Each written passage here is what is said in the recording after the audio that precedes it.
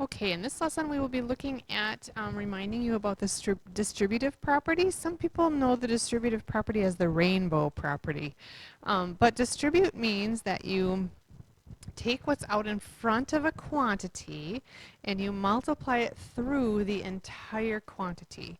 Here's why it may be remembered by you as the rainbow property, okay? Because I go like this. So what this means I have to do is I have to take 5 times x, and then I have this plus sign in between, and then I will take the 5 times the 3. Okay? So we know that 5 times x is 5x, and 5 times 3 is 15. I don't expect you to write that step out right there. You could just tell me that it's 5x plus 15. You can go right to here. That's fine. I just want to kind of show you what we are doing here. Okay, again, I've got this 3 out in front, which I will distribute through the whole entire parentheses. So 3 times x, I'm going to write a couple out the long way. So I have 3 times x, then I have this minus sign in between, and then I have 3 times 4. Okay, so 3 times x is 3x, minus 3 times 4 is 12.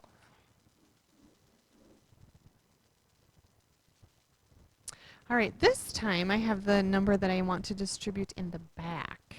Okay, so same kind of deal, you just have it in the back. So this time I'm going to go 2 times x, minus sign in between, 2 times 7. So 2 times x is 2x, 2 times 7 is 14. And again, I don't expect you to show me that step right there. You can go right to 2x minus 14. That's totally fine.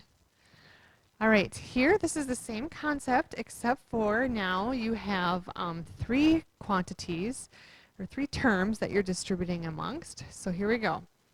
4 times x is 4x. I have the plus sign in between. 4 times 2y. So 4 times 2 is 8, times y would be 8y. And then 4 times, so now you can think of that as a minus sign in between and do 4 times 6, or you can think of that as 4 times negative 6. So some of you know this as plus a negative. If that works for you, that's great. Either way, you're going to have 4 times 6 with a negative sign, which would give you negative 24. Okay?